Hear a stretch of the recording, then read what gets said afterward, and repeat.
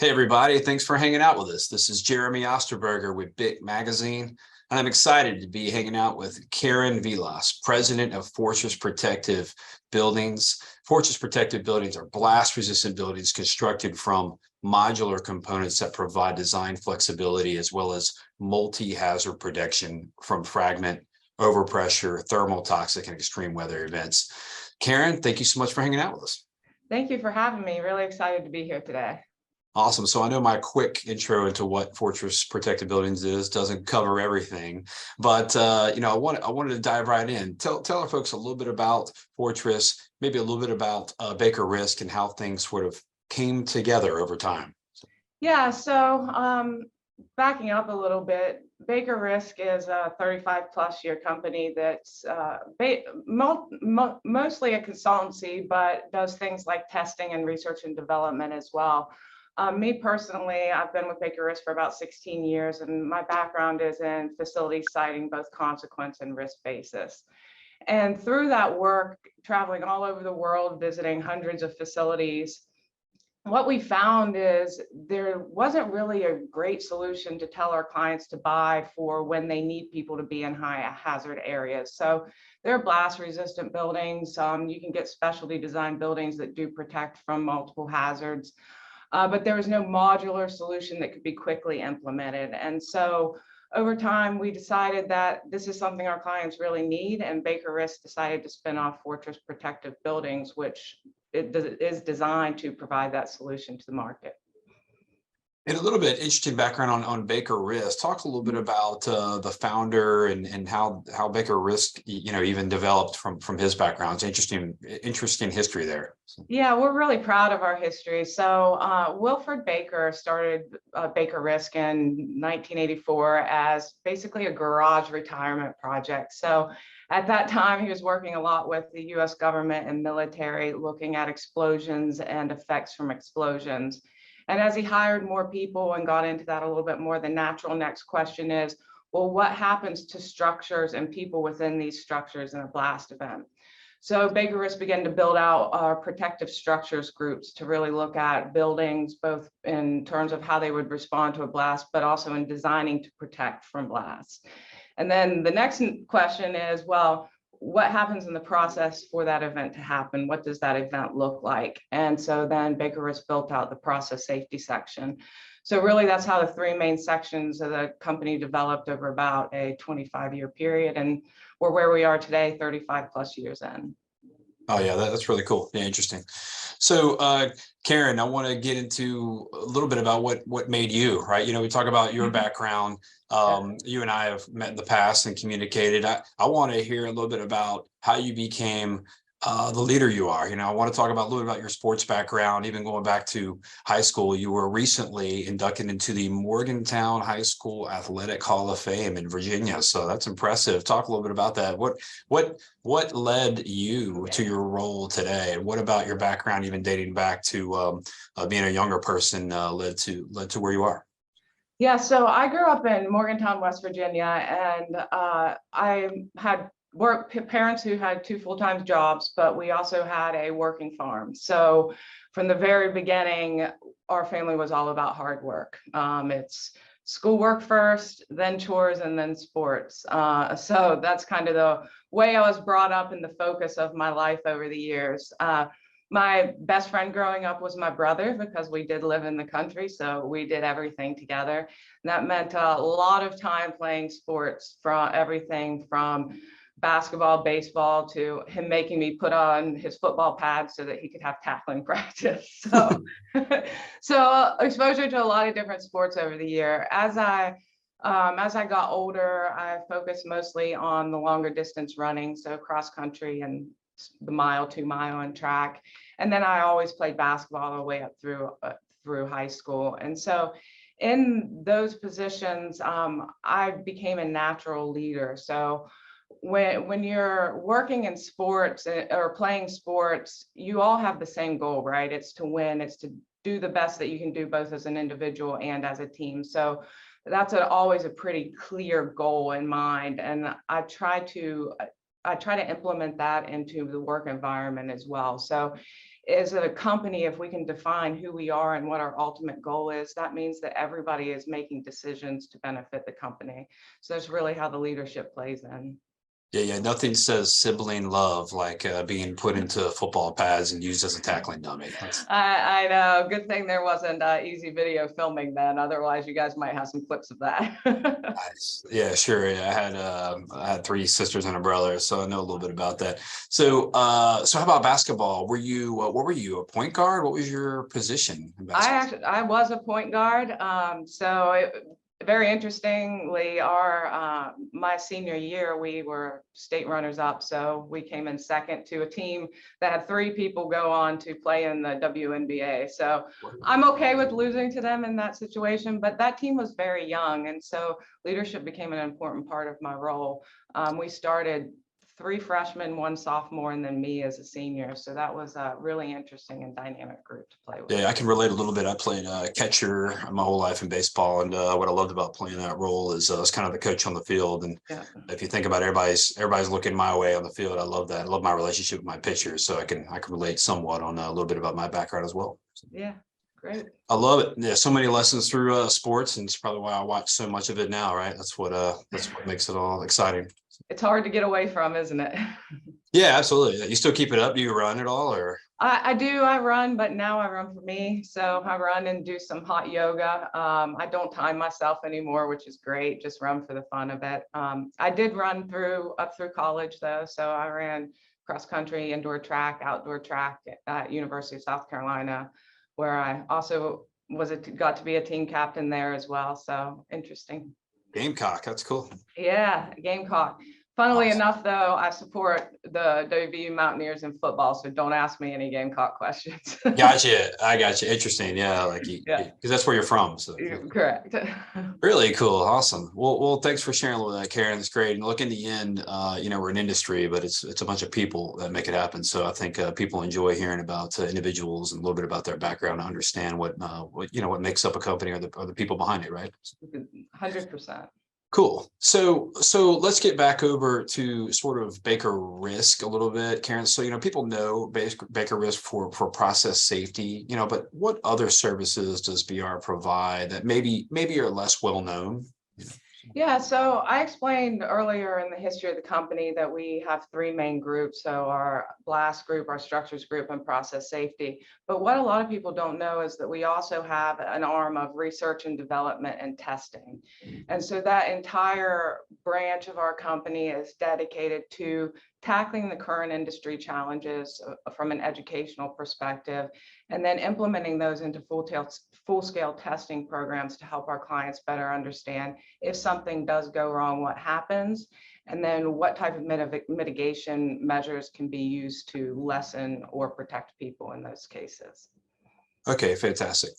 So talk a little bit more about Fortress and maybe more how that came to be, and how was it originated? We know a little bit about Baker Risk, but when did Fortress really launch? Yeah, so I explained how we spotted the need in the market for this type of a product. But Baker Risk really encourages our staff, our engineers, and all staff really to be innovative. So at any point, anybody can put an idea on the table and talk about it and think about the implementation of it and what that would mean for our company. So Fortress actually started in our current CEO, Bill Mather's garage as a prototype made out of wood. And once we took a look at it, we thought, that's a really great idea. And the market really needs this. Our clients really need this to protect people. And so then it was just a matter of doing the detailed design for it. But the biggest thing for us was doing full scale testing of every claim that we were making in terms of protective capability.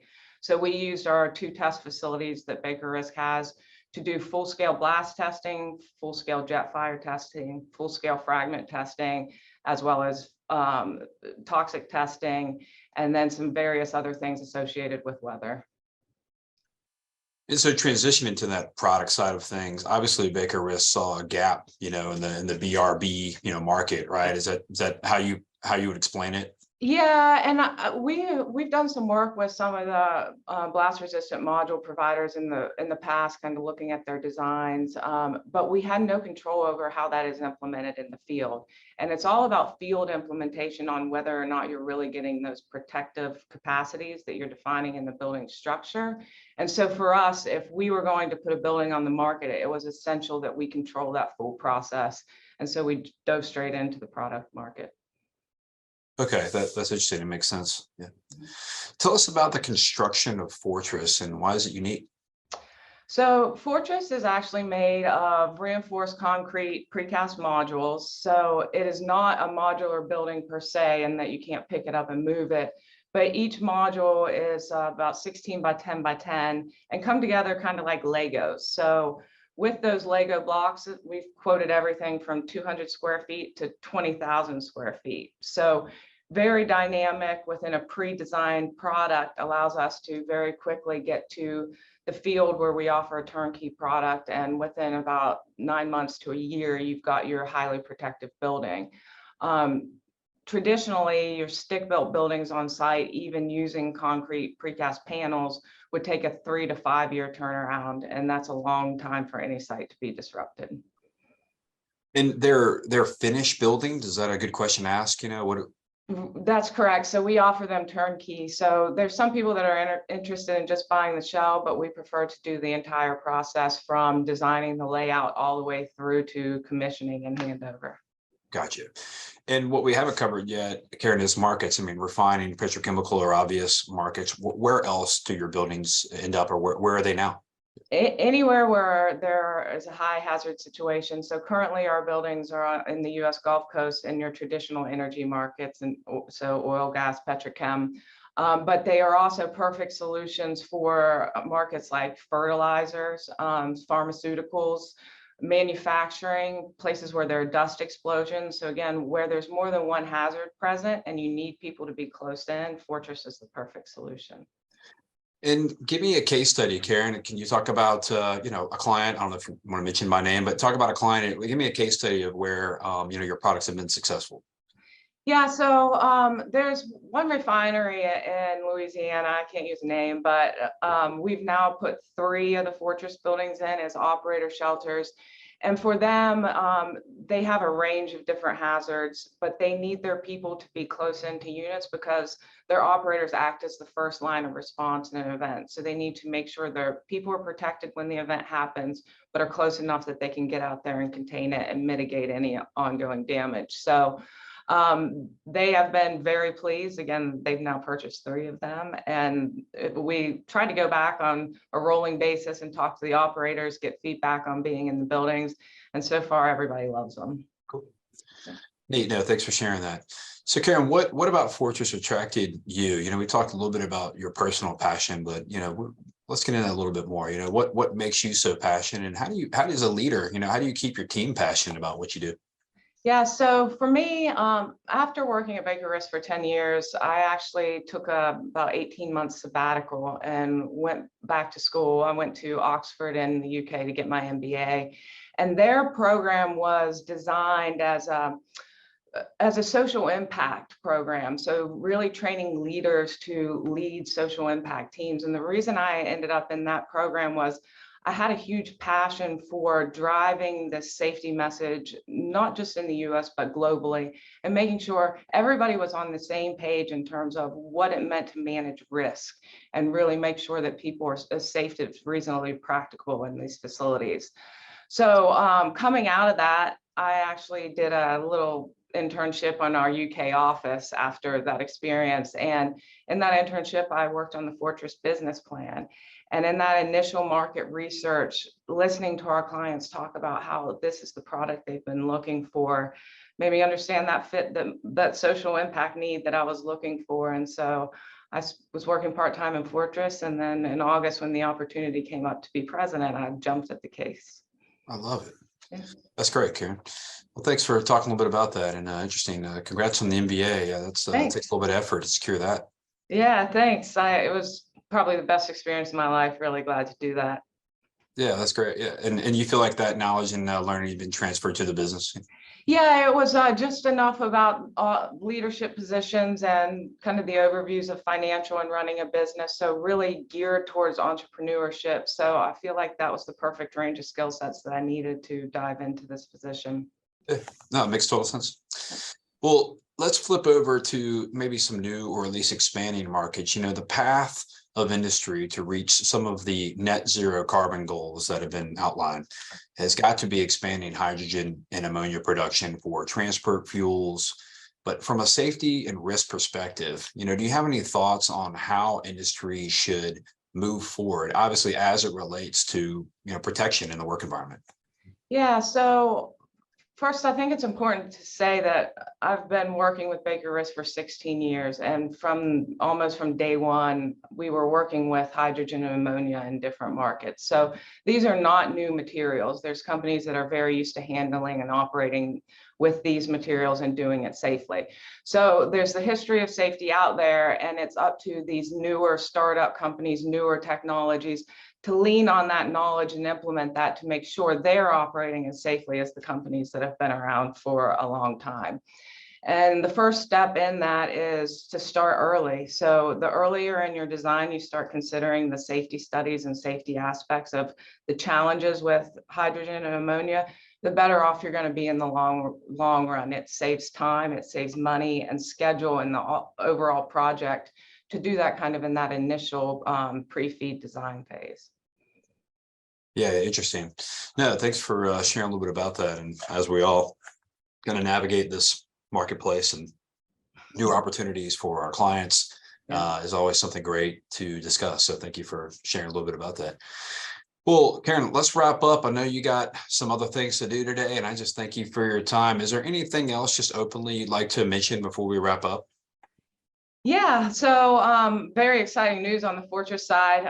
We've listened to our clients and they've been looking for a portable solution that meets the protective capabilities of Fortress. So we have that coming here in about March, and it's named Fortress Defender. So our next step in the rollout of that product is the full scale testing of that at our test facilities. So stay tuned on more about that. Yeah, and they can, if you want to, if members of our audience want to keep track of Fortress, certainly you can visit fortressprotectivebuildings.com to learn more and to stay abreast of what's happening at Fortress.